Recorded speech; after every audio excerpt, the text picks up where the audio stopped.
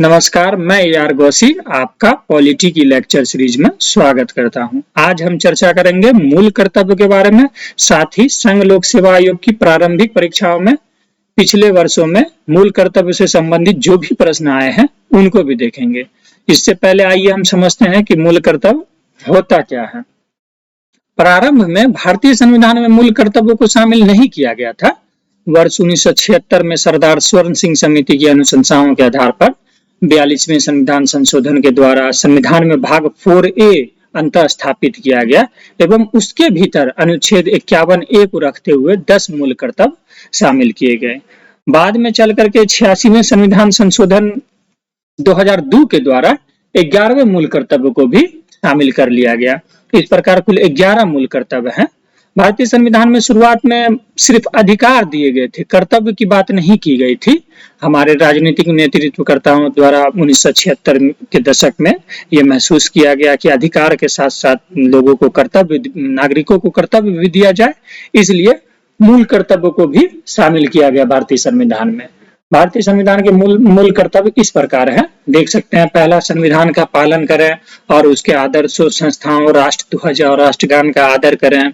दूसरा, स्वतंत्रता के लिए हमारे राष्ट्रीय आंदोलन को प्रेरित करने वाले उच्च आदर्श को हृदय में संजोए रखें, उनका पालन करें। तीसरा, भारत की प्रभुता, एकता और अखंडता की रक्षा करें और उसे अक्षुण्ण बनाए रखें। चौथा, देश की रक्षा करें और आह्वान किए जाने पर राष्ट्र की सेवा करें। पांचवा, भारत के सभी लोगों में समरसता और समान भ्रातृत्व की भावना का निर्माण करें, जो पंथ, भाषा और प्रदेश या वर्ग पर आधारित सभी भेदभावों से परे हो। ऐसी प्रथाओं का त्याग करें जो महिलाओं के सम्मान के विरुद्ध हो। छठा है, हमारी सामाजिक संस्कृति की गौरवशाली परंपरा का महत्व समझें, उसका परिरक्षण करें। सातवां है, प्राकृतिक पर्यावरण जिसके अंतर्गत वन, झील, नदी और वन्य जीव हैं की रक्षा करें और उसका संवर्धन करें तथा प्राणी मात्र के प्रति दया भाव रखें। आठवां है, वैज्ञानिक दृष्टिकोण, मानववाद और ज्ञानार्जन तथा सुधार की भावना का विकास करें। नौवां है, सार्वजनिक संपत्ति को सुरक्षित रखें और हिंसा से दूर रहें। और 10वां है, व्यक्तिगत और सामूहिक गतिविधियों के सभी क्षेत्रों में उत्कर्ष की ओर बढ़ने का सतत प्रयास कर रहे हैं, जिससे राष्ट्र निरंतर बढ़ते हुए प्रयत्न और उपलब्धियों की ऊंचाई को छू सके। 11वां है, 6 से 14 वर्ष तक के बच्चों को उनके अभिभावक अथवा संरक्षक या प्रतिपालक जैसी भी स्थिति हो, शिक्षा के अवसर प्रदान करें। ये जो 11वां मूल कर्तव्य है, 6 से 14 वर्ष तक के बच्चों को उनका अभिभावक अथवा संरक्षक या प्रतिपालक जैसी भी स्थिति हो शिक्षा का अवसर प्रदान करें, इनको 86वें संविधान संशोधन 2002 के द्वारा जोड़ा गया। अब आइए देखते हैं कि संघ लोक सेवा आयोग की प्रारंभिक परीक्षाओं में इनसे संबंधित, मूल कर्तव्यों से संबंधित कैसे सवाल पूछे जाते हैं। जैसे पहला सवाल है, भारतीय संविधान के अंतर्गत निम्नलिखित में से कौन सा मूल कर्तव्य नहीं है? तो आप देख सकते हैं, ए ऑप्शन है लोक चुनाव में मतदान करना। दूसरा है, बी ऑप्शन है वैज्ञानिक प्रवृत्ति विकसित करना। तो आप मूल कर्तव्य में देख सकते हैं कि वैज्ञानिक प्रवृत्ति, जैसे ये वाला ऑप्शन है वैज्ञानिक दृष्टिकोण, ये नीचे वाला जो है वैज्ञानिक दृष्टिकोण, मानववाद और ज्ञानार्जन तथा सुधार की भावना का विकास करना, तो ये बिंदु तो है इसमें शामिल। और दूसरा है सार्वजनिक संपत्ति, सी है सार्वजनिक संपत्ति की सुरक्षा करना, ये भी हमारे मूल कर्तव्य में शामिल है। 9वां पॉइंट दे सकते हैं, सार्वजनिक संपत्ति को सुरक्षित रखें और हिंसा से दूर रहें। और डी है संविधान के प्रति निष्ठावान रहना और उसके आदर्शों का सम्मान करना। तो इनको भी देख सकते हैं, पहला ही ऑप्शन है संविधान का पालन करें और उसके आदर्शों, संस्थाओं, राष्ट्रध्वज और राष्ट्रगान का आदर करें। इस प्रकार आप इसमें से एलिमिनेट कर सकते हैं कि बी, सी, डी तो है, ए गलत उत्तर है, मतलब ए नहीं है। अगला प्रश्न देखिए, जैसे भारतीय संविधान द्वारा प्रदत्त नागरिकों के मूल कर्तव्यों में निम्नलिखित में कौन शामिल है? तो पहला है मिश्रित संस्कृति की समृद्ध विरासत की रक्षा, ये भी मूल कर्तव्य में शामिल किया गया है, देख सकते हैं। ये आपको ये 8वां पॉइंट मिल जाएगा चौ में, हमारी सामाजिक संस्कृति की गौरवशाली परंपरा का महत्व समझें, इसको भी शामिल किया गया है। दूसरा है सामाजिक अन्याय से कमजोर वर्ग की रक्षा, ये हमारे मूल कर्तव्य में, इनकी चर्चा नहीं की गई है, इनकी चर्चा बाद में चल करके भारतीय कानून के द्वारा इनको संरक्षण दिया गया है। तीसरा है वैज्ञानिक मनोदशा और खोज की भावना का विकास करना, ये भी मूल कर्तव्य में है। आप देख सकते हैं ये में वैज्ञानिक दृष्टिकोण, मानववाद और ज्ञान अर्जन तथा सुधार की भावना का विकास करना। और लास्ट है, चौथा है व्यक्तिक और सामूहिक कार्यकलापों के सभी क्षेत्र में उत्कृष्टता के लिए प्रयत्न करना। तो इसको भी देख सकते हैं कि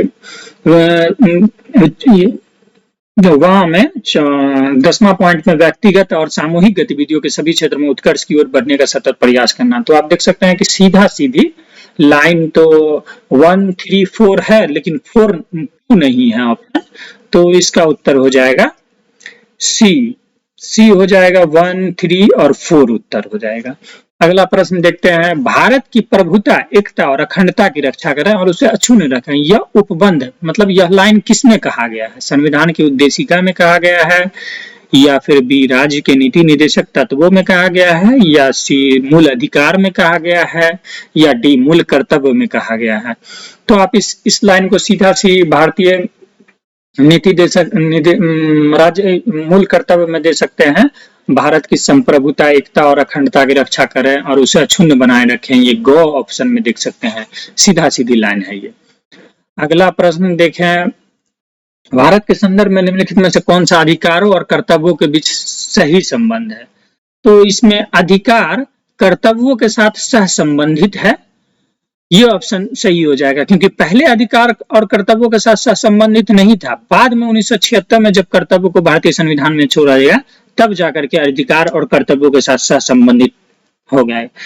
बी है, अधिकार व्यक्तिगत है अथवा समाज और कर्तव्यों से स्वतंत्र है, ऐसा नहीं है, अब कर्तव्यों से स्वतंत्र अधिकार नहीं है। सी है, नागरिक के व्यक्तित्व के विकास के लिए अधिकार न कि कर्तव्य महत्वपूर्ण है, ऐसा नहीं है, नागरिकों के व्यक्तित्व के विकास के लिए कर्तव्य भी महत्वपूर्ण है, अधिकार के साथ साथ अब कर्तव्य भी महत्वपूर्ण है। डी है, राज्य के स्थायित्व के लिए कर्तव्य न कि अधिकार महत्वपूर्ण है।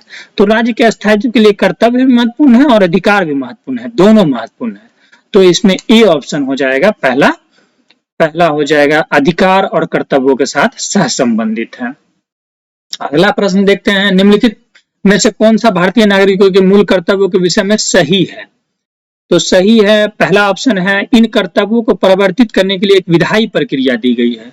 तो ये 1976 में जो मूल कर्तव्य जोड़े गए हैं, इनको परिवर्तित करने के लिए कोई विधायी प्रक्रिया दी नहीं गई है। और दूसरा है ऑप्शन है, वो विधिक कर्तव्यों के साथ परस्पर संबंधित है, तो विधिक कर्तव्यों के साथ ये परस्पर संबंधित नहीं है। तो इस तरह से देख सकते हैं कि इसका उत्तर डी हो जाएगा, ना ए सही है, ना 1 सही है और ना 2 सही है। तो इस तरह से हम देख सकते हैं अधिकार कर्तव्य को लेकर के अब तक जो यूपीएससी की प्रारंभिक परीक्षाओं में जो भी प्रश्न पूछे गए हैं, उनको आप ध्यान से देख लिए, और हम उम्मीद करते हैं कि आने वाले संघ लोकसभा आयोग की प्रारंभिक परीक्षाओं में मूल कर्तव्य से संबंधित जो भी प्रश्न आए, उनको आप आसानी से हल कर सकें। इनके लिए आपको मूल कर्तव्य को एक बार जरूर ध्यान में रखना चाहिए, ताकि आपके ऐसे आसान सवाल प्रश्न गलती न हो जाए और आप आसानी से यूपीएससी के संघ लोकसभा आयोग की प्रारंभिक परीक्षाओं को पास कर सकें। तो धन्यवाद, आज का लेक्चर यहीं समाप्त होता है और आपसे मिलते हैं नेक्स्ट वीडियो में। तब तक के लिए धन्यवाद।